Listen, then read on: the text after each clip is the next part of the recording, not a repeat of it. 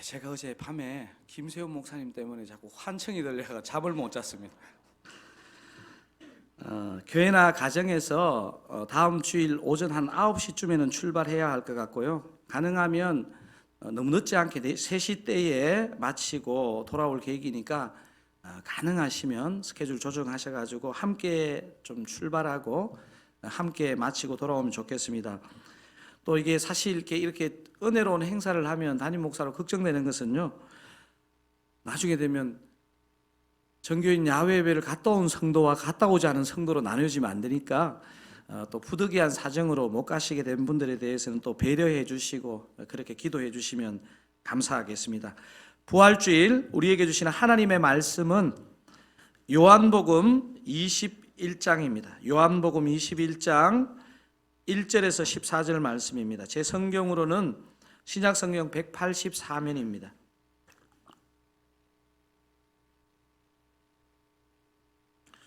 요한복음 21장 다 찾으시면 제가 1절, 여러분이 2절 그렇게 교독하시겠습니다. 제가 1절 읽겠습니다. 그 후에 예수께서 디베레아 호수에서 또 제자들에게 자기를 나타내셨으니 나타내신 일은 이러하니라. 시몬 베드로와 디두모로 하는 도마와 갈릴리 가나 사람 나다나엘과 세베대의 아들들과 또 다른 제자들이 함께 있더니 시몬 베드로가 나는 물고기 잡으러 가노라 하니 그들이 우리도 함께 가겠다 하고 나가서 배에 올랐으나 그날 밤에 아무것도 잡지 못하였더니 날이 새어갈 때에 예수께서 바닷가에 서셨으나 제자들이 예수이신 줄 알지 못하는지라. 예수께서 이르시되 얘들아 너희에게 고기가 있느냐 대답하되 없나이다. 이르시되 그물을 배 오른편에 던지라. 그리하면 잡으리라 하시니 이에 던졌더니 물고기가 많아 그물을 들 수 없더라. 예수께서 사랑하시는 그 제자가 베드로에게 이르되 주님이시라 하니 시몬 베드로가 벗고 있다가 주님이라 하는 말을 듣고 겉옷을 두른 후에 바다로 뛰어내리더라. 다른 제자들은 육지에서 거리가 불과 한 50칸쯤 되므로 작은 배를 타고 물고기 든 그물을 끌고 와서 육지에 올라보니 숯불이 있는데 그 위에 생선이 놓였고 떡도 있더라. 예수께서 이르시되 지금 잡은 생선을 좀 가져오라 하시니 시몬 베드로가 올라가서 그물을 육지에 끌어올리니 가득히 찬 큰 물고기가 153마리라. 이같이 많으나 그물이 찢어지지 아니하였더라. 예수께서 이르시되 와서 조반을 먹으라 하시니 제자들이 주님이신 줄 아는 고로 당신이 누구냐 감히 묻는 자가 없더라. 예수께서 가셔서 떡을 가져다가 그들에게 주시고 생선도 그와 같이 하시니라. 이것은 예수께서 죽은 자 가운데서 살아나신 후에 세 번째로 제자들에게 나타나신 것이라. 아멘. 부활장으로 잘 알려진 고린도전서 15장에서 바울은 중요한 고백을 합니다. 고린도전서 15장 19절에서 바울은 이런 고백을 하는데요. 만일 그리스도 안에서 우리가 바라는 것이 다만 이 세상의 삶뿐이면 모든 사람 가운데 우리가 더욱 불쌍한 자이리라. 부활이 없으면 바울도 저와 여러분도 예수 믿는 모든 사람이 가장 불쌍한 존재라는 것입니다. 이만큼 부활은 저와 여러분 크리스찬에게 중요한 문제입니다. 이렇게 중요한 부활 문제를 다루는 고린도전서 15장에 부활을 목격한 증인을 바울이 소개하는데 여러분 한 몇 명 정도 소개되는지 아십니까? 이거를 숫자로 나타내면 513 플러스 알파입니다. 몇 명이라고요? 513 플러스 알파. 이 513이라는 숫자에 여자들과 아이들의 숫자는 들어가지 않았습니다. 예나 지금이나 몇 명이면 법적인 정인의 효력이 발생합니까? 그렇습니다. 2명 이상이면 법적인 효력이 있습니다. 그러니까 513 플러스 알파는 정인의 효력이 차고도 넘친다는 것을 바울은 말하고 있습니다. 사랑하는 드사랑 가족 여러분, 부활은 분명한 사실이고 저와 여러분 신앙의 소망의 근거인 줄로 믿습니다. 요한복음에서 부활장은 20장 21장인데 오늘 본문이 들어있는 21장이 요한복음의 마지막 장입니다. 이 21장은 요한복음의 마지막 장이면서 일반 책으로 하면 부록과 같은 장입니다. 왜냐하면 오늘 본문의 바로 앞부분, 즉 요한복음 20장 마지막에 요한복음을 요한이 왜 기록했는지 목적을 밝히기 때문입니다. 요한복음을 기록한 두 가지 목적을 이렇게 밝히고 있습니다. 한번 읽어보겠습니다. 예수께서 제자들 앞에서 이 책에 기록되지 아니한 다른 표적도 많이 행하셨으나 오직 이것을 기록함은 너희로 예수께서 하나님의 아들 그리스도이심을 믿게 하려 함이요 또 너희로 믿고 그 이름을 힘입어 생명을 얻게 하려 함이니라. 요한복음을 기록한 두 가지 목적이 어떻게 나와 있었습니까? 31절에 하나는 예수께서 하나님의 아들 그리스도이심을 믿게 하려는 목적이고, 다른 하나는요, 그 이름으로 생명을 얻게 하려는 것이라고 요한복음의 기록 목적을 20장 제일 끝부분에 밝힙니다. 이렇게 딱 하고 끝나면요, 가장 깔끔한 정리입니다. 근데 요한은 요한복음의 기록을 한 장 더 기록하고 있습니다. 그게 오늘 본문이 들어있는 요한복음 21장입니다. 요한복음을 20장까지 깔끔하게 기록하고 충분히 맞춰도 여러분 이게 어떤 일반적인 문학 작품 같으면요, 너무 이게 딱 깔끔한데 하나님은 왜 요한으로 하여금 요한복음 21장을 기록하게 하셨을까요? 또한 요한은 왜 이 요한복음 21장 기록을 초대교회 성도들에게 남겼을까요?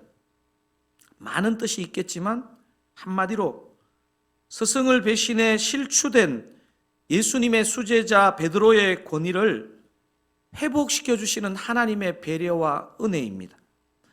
다른 제자들도 제자들이지만 그래도 예수님을 가장 가까이에서 따랐던 수제자 베드로가 이렇게 망가진 모습으로 끝난다면 베드로라는 이름의 의미인 반석으로 남은 삶을 어떻게 살아갈 수 있겠습니까?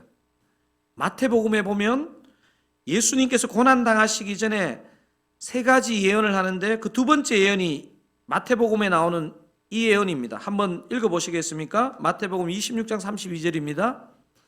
그러나 내가 살아난 후에 너희보다 먼저 어디로 가리라? 갈릴리로 가리라. 갈릴리에서 제자들을 만나겠다는 것입니다. 자, 오늘 본문의 첫 절인 요한복음 21장 1절이 이렇게 시작합니다. 그 후에 예수께서 디베랴 호수에서 또 제자들에게 자기를 나타내셨으니 나타내신 일은 이러하니라. 예수님이 지금 어디에 나타나셨습니까? 디베랴 호수. 디베랴 호수가 어느 호수인데요? 갈릴리 호수와 같은 호수입니다. 갈릴리로 돌아온 베드로를 포함한 여러분 제자들의 심정이 어땠을까요? 얼마나 낙심해 있고 자기 힘으로 견디기 힘든 부담감, 죄책감 이런 것들이 복합되어서 진짜 얼마나 우울했겠습니까?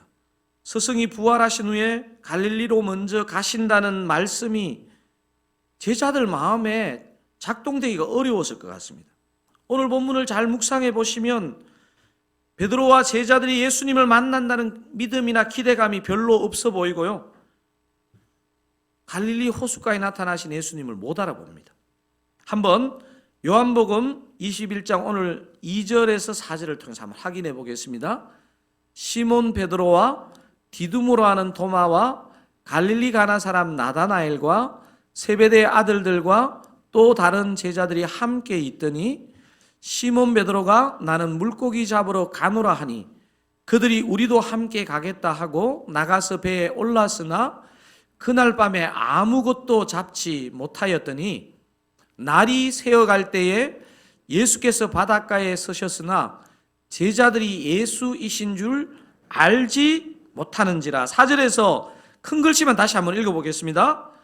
예수께서 바닷가에 서셨으나 제자들이 예수이신 줄 알지 못하는지라. 제자들이 못 알아봅니다. 오늘 본문을 계속 묵상해 보시면요, 이 사건은 여러분 요즘 만약에 성경 신약을 통독하고 있다면 누가복음 5장의 데자부 같습니다. 베드로를 처음 부르실 때 갈릴리 호수에서 밤새 허탕친 베드로에게 깊은 데로 가서 그물을 내려 고기를 잡으라 한 마치 그 사건과 똑같은 사건처럼 느껴집니다. 누구도 실패와 절망을 원하지 않지만요, 실패와 절망은 때로 더 온전한 믿음으로 우리를 인도합니다. 스승을 배신한 극도의 죄책감과 두려움, 밤새 흩닥친 낙심이 베드로를 얼마나 그 영혼을 짓눌렀겠습니까? 이 현장에 우리 주님이 찾아오셔서 베드로의 빈배를 153마리의 물고기가 가득한 배로 채워주십니다. 하지만 베드로는 그 빈배를 채우시는 분이 아직 누구인지 못 알아봅니다.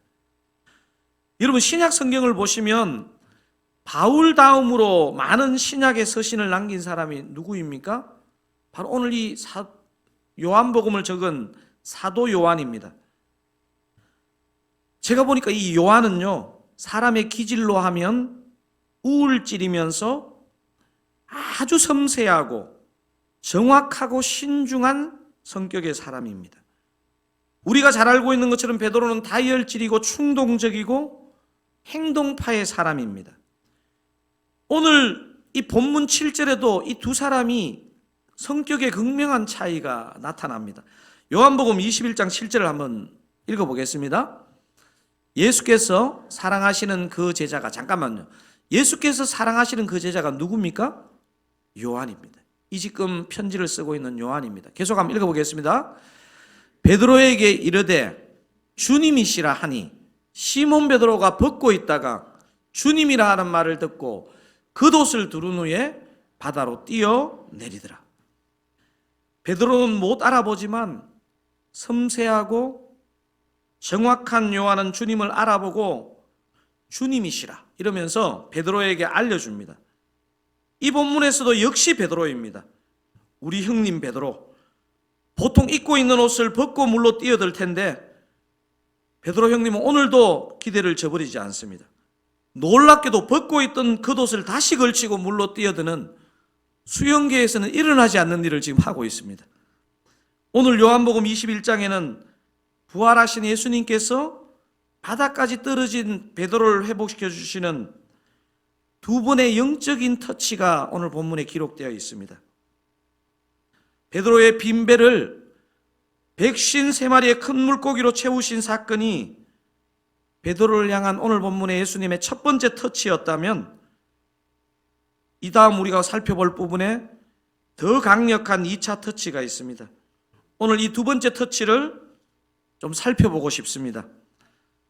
배신자 제자에게 찾아오셔서 빈배를 가득한 배로 채워주시는 그 스승의 사랑이 베드로에게는 오히려 더 큰 미안함과 부담감과 죄책감으로 작용할 수 있지 않았겠습니까? 아직은 무거운 마음으로 얼어붙은 베드로에게 예수님은 아주 독특한 은혜의 세팅을 해주십니다. 자, 베드로의 심정이 되어서 주님께서 이렇게 하시는 부분에 대해서 여러분 어떤 마음일까 한번 생각하면서 요한복음 21장 9절 한번 읽어보겠습니다. 육지에 올라보니 떡도 있더라. 지금 베드로의 눈앞에 세 가지가 보이죠? 뭐가 보입니까? 숯불, 생선, 떡이 보입니다. 스승이 숯불에 구워주시는 생선, 떡을 먹을 때 여러분 베드로의 마음이 어땠을까요? 저는 베드로가 정말 목이 메이는 느낌을 받으며 그 생선과 떡을 먹었을 거라고 확신합니다. 사랑하는 드사랑 가족 여러분, 베드로 앞에 있는 숯불을 보실 때 혹시 연상되는 게 없으신가요? 저는 두 가지가 연상이 됩니다. 하나는 베드로가 예수님을 부인할 때 그 하속들과 함께 쬐었던 불입니다.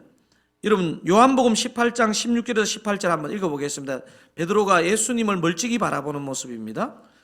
베드로는 문 밖에 서 있는지라 대제사장을 아는 그 다른 제자가 나가서 문 지키는 여자에게 말하여 베드로를 데리고 들어오니 문 지키는 요종이 베드로에게 말하되 너도 이 사람의 제자 중 하나가 아니냐 하니 그가 말하되 나는 아니라 하고 그때가 추운 고로 종과 아래 사람들이 불을 피우고 서서 쬐니 베드로도 함께 서서 쬐더니. 여러분 18절의 이 불, 베드로가 생각하기도 싫은 불, 배신을 생각나게 하는 불 아니겠습니까? 새벽에 물에 뛰어들었다 나왔으니 베드로가 얼마나 추웠겠습니까? 저는 베드로가 이 아침에 최소한 2번은 울었을 것이라고 생각합니다. 물에서 나와 숯불에 추운 몸을 말리며 그 불을 보면서 한 번 울었을 것입니다.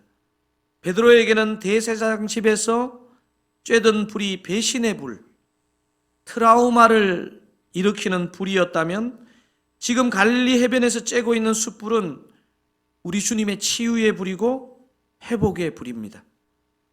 또 한 번 운 것은 그 숯불에 예수님께서 친히 구워주시는 생선과 떡을 먹으며 울었을 것이라고 저는 생각합니다. 오늘 베드로 앞에 있는 숯불을 묵상하며 제게 연상되는 숯불이 하나 있습니다. 여러분 구약에 보면 번아웃된 엘리야를 로뎀나무 광야에서 살렸던 그 숯불 여러분 혹시 기억나십니까? 열왕기상 19장 5절 6절 한번 읽어볼까요? 로뎀나무 아래에 누워 자더니 천사가 그를 어루만지며 그에게 이르되 일어나서 먹으라 하는지라. 본즉 머리맡에 숯불에 구운 떡과 한 병 물이 있더라. 이에 먹고 마시고 다시 누웠더니. 머리맡에 뭐가 있습니까? 숯불에 구운 떡. 우리 주님이 천사를 시켜서. 여러분 천사 바쁩니다. 천사가 지금 막 주님이 시키니까 숯불에 떡을 구워가지고 엘리야에게 먹입니다. 스승을 죽음의 면전에서 배반했다는 그 죄책감을 베드로가 무엇으로 치유할 수 있겠습니까? 주님께서 직접 오셔서 숯불에 구운 생선과 떡을 먹고 치유되었습니다. 이게 오늘 본문에 나오는 우리 주님의 베드로를 향한 2번째 터치입니다. 몸과 마음이 완전 지친 엘리야를 누가 무엇으로 회복시킬 수 있겠습니까? 하나님이 보내신 천사가 숯불에 직접 구운 떡으로 회복시키신 것입니다.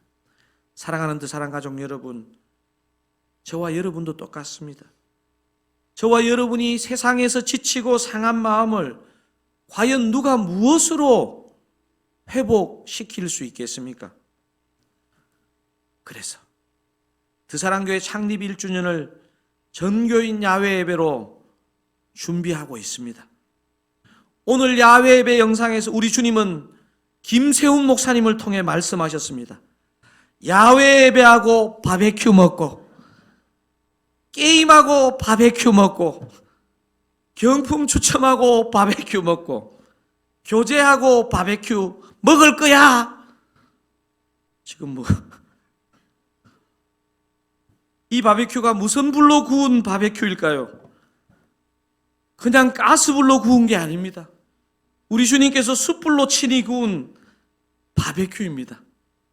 낙심한 베드로를 회복시켜 주신 바로 그 불, 우리 주님께서 바로 그 불로 저와 여러분에게 바베큐를 구워주시는 것입니다. 우리도 오늘 동영상에 김세훈 목사님을 한번 따라해 보실까요? 야외 예배하고 바베큐 먹고. 제가 이것 때문에 이제 밤에 잠을 자지를 못했어요. 자꾸 환상이 보이고 환청이 보여가지고. 사랑하는 사랑 가족 여러분, 주님이 준비하신 불에는요 정말 치유와 회복의 힘이 있습니다.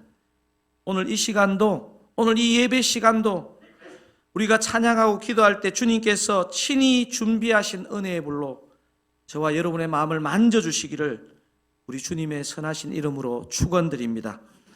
우리 함께